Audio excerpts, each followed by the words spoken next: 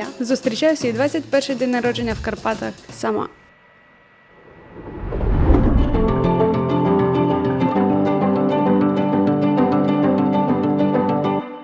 Але давайте почнемо історію спочатку.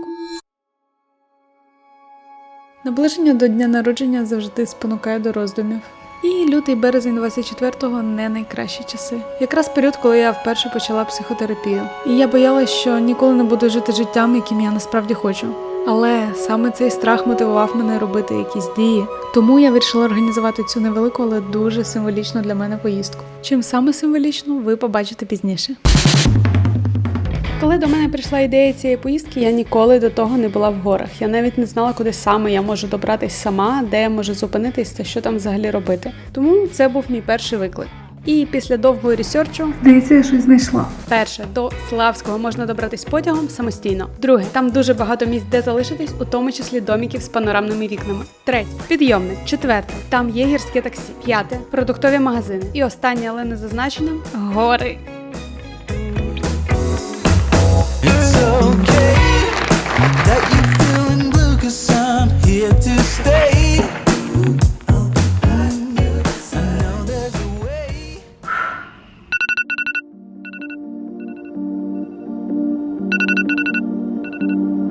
7 березня, підйом о 7 ранку, і це останній день, коли мені 20. Почнемо з того, що я доїхала до вокзалу з дуже балакливим таксистом. А потім ось така атмосфера зустріла мене того ранку на вокзалі. Квиток, до речі, вийшов 75 гривень. Дешевше, ніж таксі до вокзалу.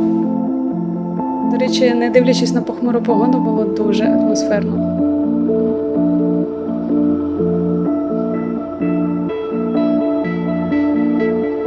У моїй компанії були дуже милі дядьки, які постійно обговорювали риболовлю, побутові теми і дуже заражаюче сміялися, жартували.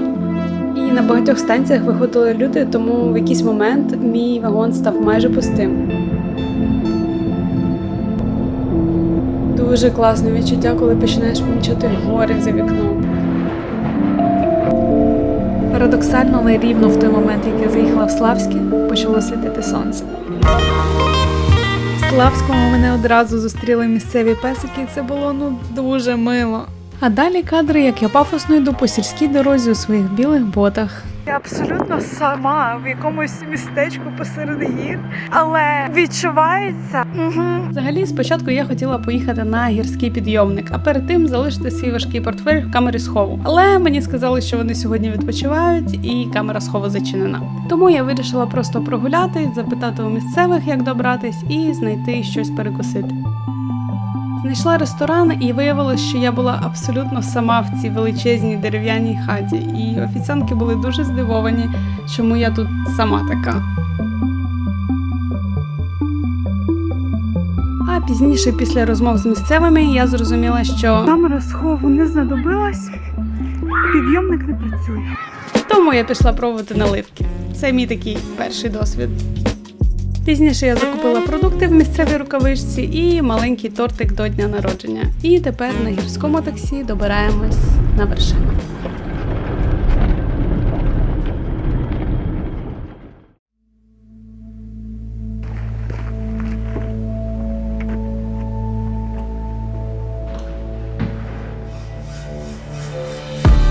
Так, це комплекс арт-хол, в якому я вирішила залишитись.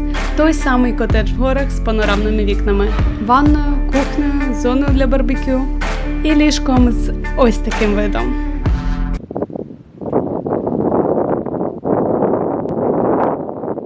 Я, звісно, була дуже шокована, тому дивіться кадри моїх перших вражень. Мене трусить. Слів нема, просто одні емоції. Я приїхала це все познімати, але мені потрібно буквально пару хвилин, щоб прийти в себе.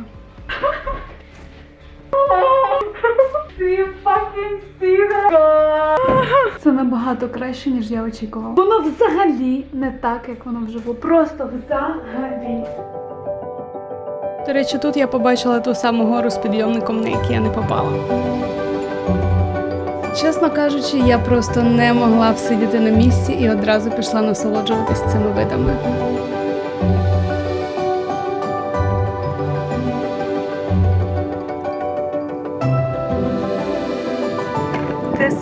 The time of my life. Хто куди, я починаю святкувати. Перший пункт.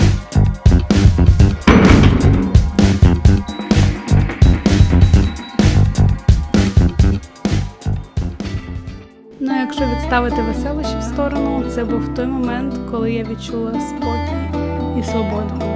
Включила пісню з заздалегідь підготовленого плейлиста і просто насолоджувалась. Заварила чай, поділилась думками з подругою і просто відчувала момент і його значимість. Warning, Alina Bila is about to cook. I'll behave. My ego is big. I don't give a shit. Ну, окрім дуріловки самій в хатинці посеред гір, в мене насправді було дуже багато думок. І поки я готувала вечерю, приймала душ, налаштовувала проектор для фільмів і кадру з 0000, я аналізувала свої емоції і дії за останній рік. І знала, як часто я роблю вибір не за власним бажанням, а під чимось впливом. І, звісно, мене це тривожило. Здавалося, що я втрачаю свою автентичність. Я ніколи не могла повністю довіритись собі. Ніколи не робила крок, не запитавши схвалення. Саме в цьому символізм цієї поїздки. До останнього дня я не розказувала нікому про свої плани. Не питала, як поїхати в гори, де шукати перевірені поради, і взагалі не зважала на те, що хтось подумає про ідею святкування дня народження наодинці, ще й у такій атмосфері. Це був справжній виклик для мене – обрати кожну деталь самостійно. Чесно кажучи, цю частину відео мені не дуже хочеться обробляти, оскільки тут цікава саме живість цих кадрів. Йоу, залишається 5 хвилин. Я ніколи не буду більше 20-річним. Це прозвучало щось дуже погано. Не потрібно. I'm scared as fuck. Окей.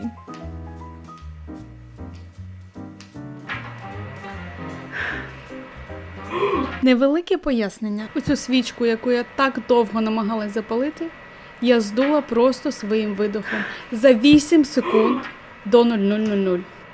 Але я не здалась. І найцікавіше, рівно в першу секунду свого нового року я змогла запалити свічку і загадати бажання.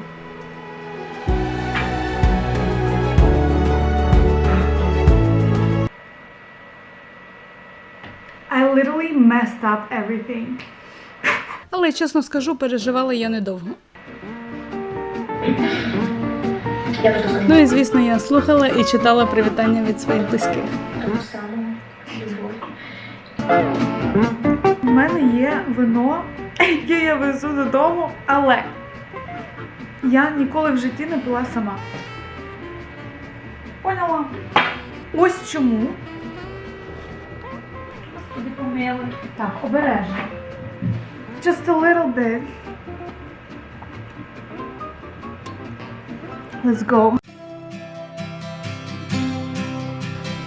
Ну що ж, це перший день мого 22-го року життя. Цей ранок я провела з медитацією, розмовою з близькими, ну і, звісно, з пристрасними відчуттями.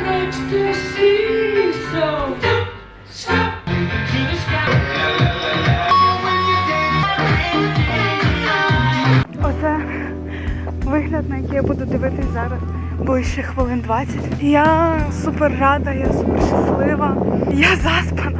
Просто нереально вдячна за цей супер-мега крутий досвід. Вдячна собі, вдячна ЗСУ, вдячна людям, які збудували це. Вдячна всім моїм друзям, всім моїм рідним, які мене підтримують і завдяки яким я продовжую існувати і це все робити. Це було офігенно. Оце, бейбі песик. Я вже спустилась з гори і, напевно, висновки треба було записувати там. Але сьогодні зранку я зі свіжою головою можу це все проаналізувати. Перше питання, яке мене цікавило щодо цієї поїздки, чи буде мені самотня. Справді цей день не відчувався ніяк інакше від інших днів. Я настільки багато речей, подій, ситуацій переживала просто сама, що, тобто це не відчувалося для мене як щось таке особливе, щось дивне, щось нове. Все було як завжди. По-друге, це дало мені розуміння, що ти можеш створювати прекрасні, шикарні спогади сам. Я думаю, що в мене було розуміння того, що для гарного спогаду потрібна якась подія. Для гарного спогаду потрібна Я думала, що для гарного спогаду потрібна якась подія, інші люди, які це організовують, але ні. Потрібен буквально лише ти. Ну і що саме цікаве, мені не було сумно, чи самотньо, чи скучно взагалі. Ні на секунду. Я вже на пероні, за 10-20 хвилин буде моя електричка назад у Львів, де мене чекають рідні. Ми підемо разом сидіти, їсти, святкувати. Завтра я маю побачити зі своїми дівчатками. Також тренування ще завтра. Післязавтра вже купа зйомок, монтажів і так далі. Але не знаю, я дуже рада, що я зробила цю подорож. Вона дала мені відповіді на не те, що багато, але на декілька дуже важливих для мене питань про мене ж. Я не намальована, але I feel like that. Все, що я зараз відчуваю, це просто вдячність. So fucking grateful. Просто вдячність. I don't know. Let's go, Alina. Just live the fucking life. You can do it.